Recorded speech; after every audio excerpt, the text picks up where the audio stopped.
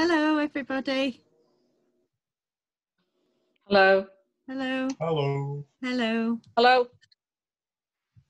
So, Book Chat is a social reading group that used to meet fortnightly at Huddersfield Library, but now meets weekly by conference call. We share poetry, chat about books, and everything under the sun. Whilst many groups have embraced technology and moved to Zoom and team meetings, most of our group are not online, and so we've had to think creatively about how to continue the group during lockdown.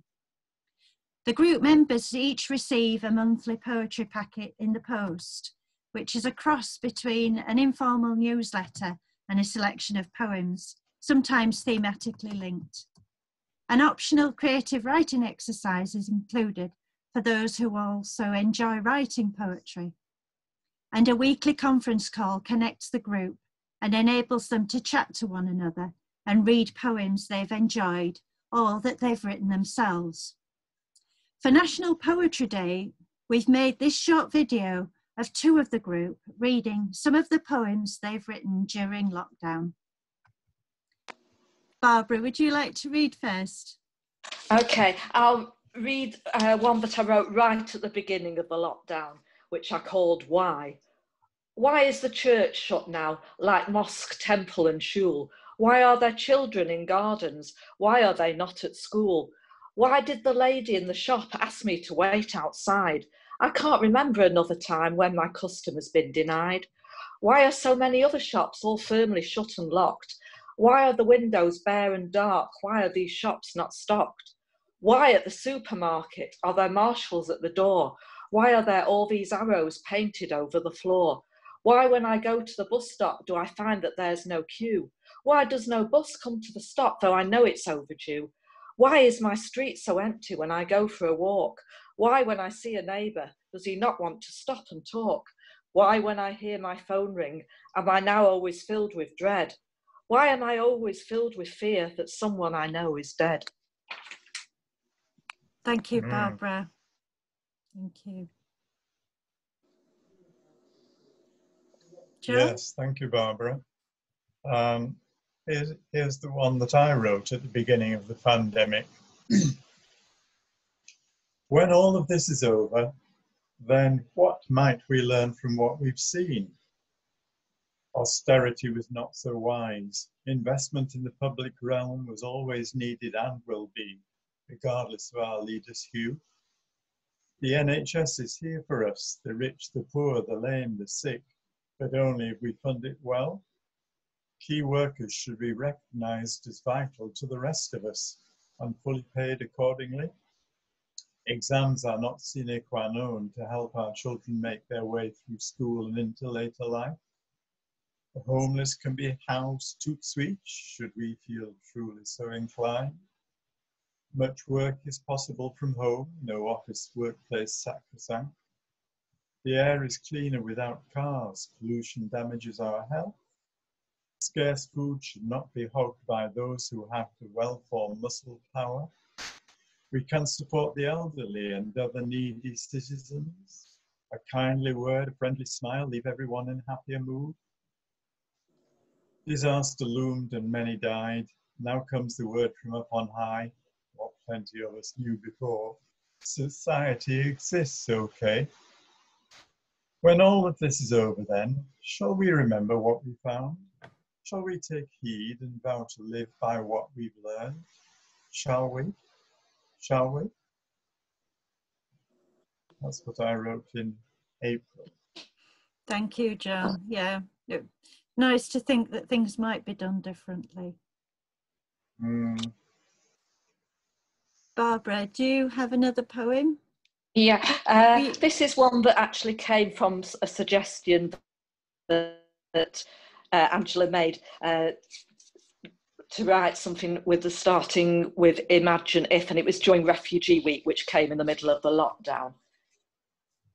Imagine if you came to a country where some people hated you because you were different, because of the way you looked or spoke or what you wore or what you believed, where you were in a minority, where you found it difficult to get work, where you faced discrimination.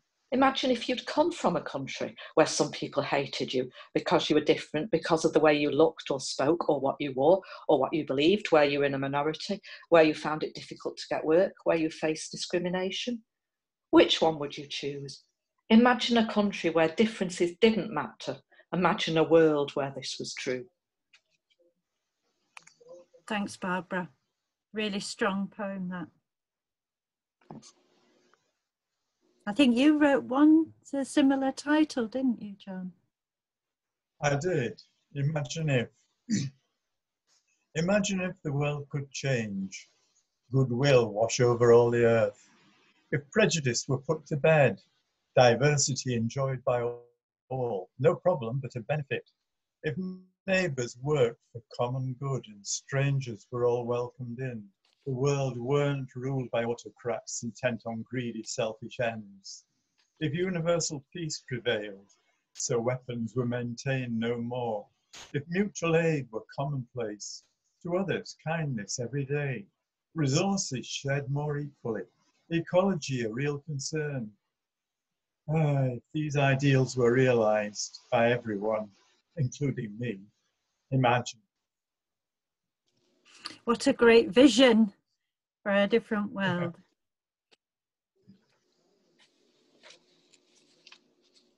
Would you like to read again, Barbara?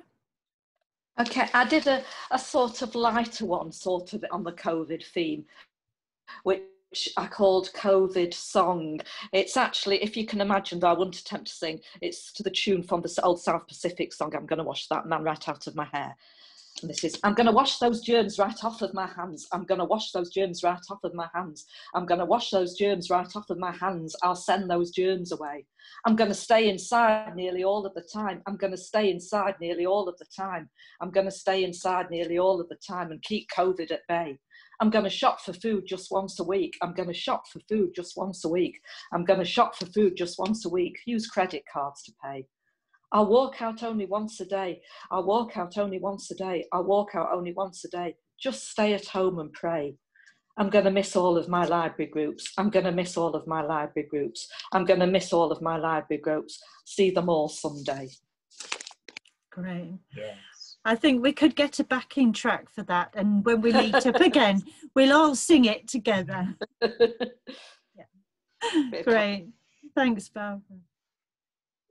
This next poem is more recent. It was written in July, and it's called Contact Lost.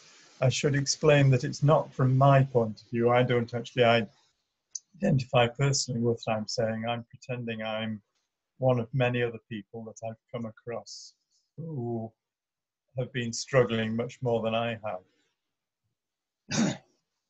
Contact lost. Hello? Is anybody there? I used to go out every day to meet with friends and have my say, to chat with people whom I knew and talk with any strangers too, my social nature evident. Well, I was never reticent. Then I was told to isolate until some far-off future date. A nasty virus was around. They'd like to keep me safe and sound. I had my doubts, but thought I should cooperate as best I could. They said, they said, for my own sake, a sacrifice I had to make. I could not mix with anyone, my social life completely gone. In order to keep safe and well, I had to keep within my cell, the prison that I once called home, in those old days when I could roam, could come and go without a care, to chew the cud just anywhere.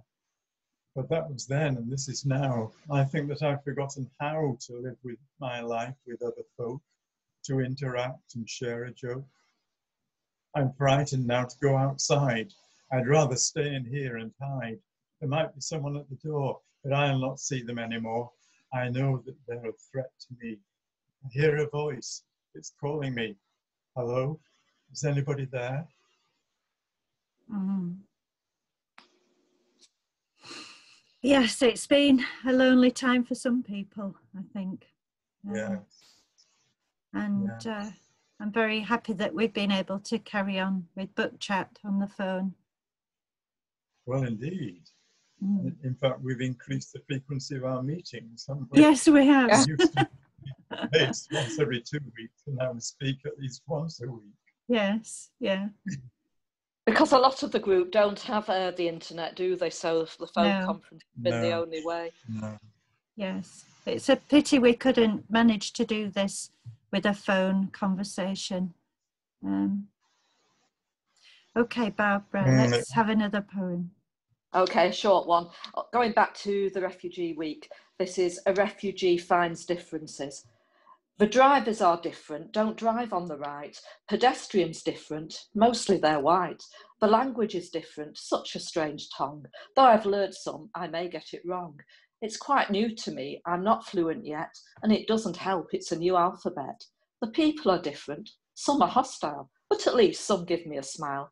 I find it quite hard to know who to trust, but I'll give it time. I know I'll adjust. And are you adjusting? Well, it wasn't me, it was written from somebody. Oh. I just in COVID, maybe this was written from a recent refugee's point of view. Ah, right, okay. I have always had this alphabet myself. I mean, I was born here.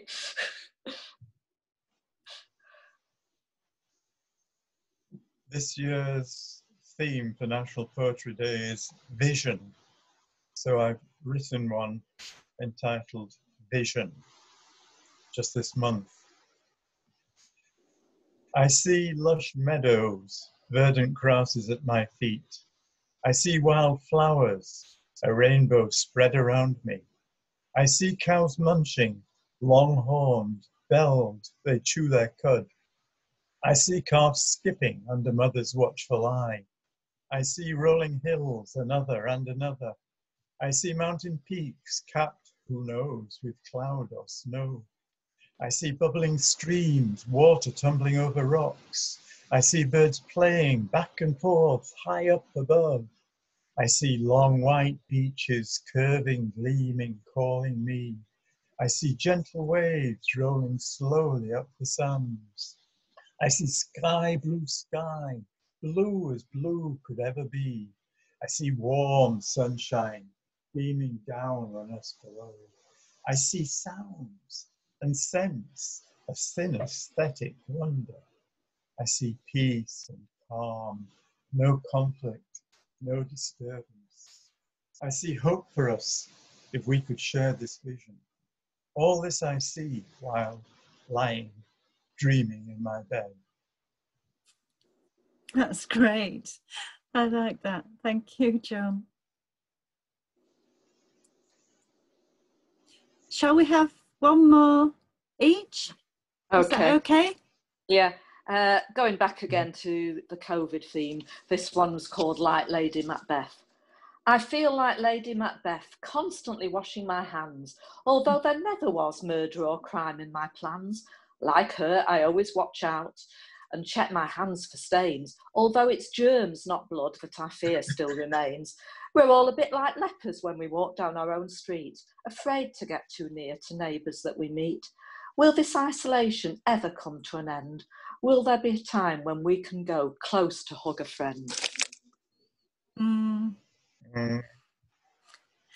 Yes, I agree with that.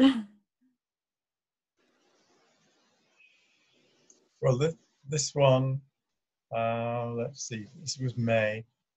In this time of restricted other activities, I and quite a lot of people spent much time in the garden, often going for walks. So this one's about gardening. Seeing, planning, doing, tiring. Gardens can mean working hard, digging, forking, raking, hoeing. Propagation is the game. Sowing, pricking, planting, weeding needs attention all year round. Staking, binding, tending, pruning will bring sensual feasts in time. Looking, smelling, cutting, tasting, opportunities, rewards. Standing, strolling, sitting, lounging. All that work was well worthwhile. Pleasing, gardening. Lovely. Yes. If I may, I'd like to read one of my poems, just to finish. Okay, so this is one I wrote in June, and it's called These Days. These days, I'm living like an anchorite, alone on a rock, eating salt cod and samphire, meditating hourly, happy to keep in touch the slow way, learning from trees, lessons of kinship, of forest wisdom, through networks of fungal filigrees. These days, although I cannot go to the sea, the soft slap of waves lulls my dreams. I'm floating over kelp forests, swimming with seals, drenching my soul in the brine of Luscantire. I wake to surf crashing tinnitus, invading my brain, wait for the breakers to subside. The radio's playing Mill on the Floss without 21st century concerns, car fumes and traffic noise.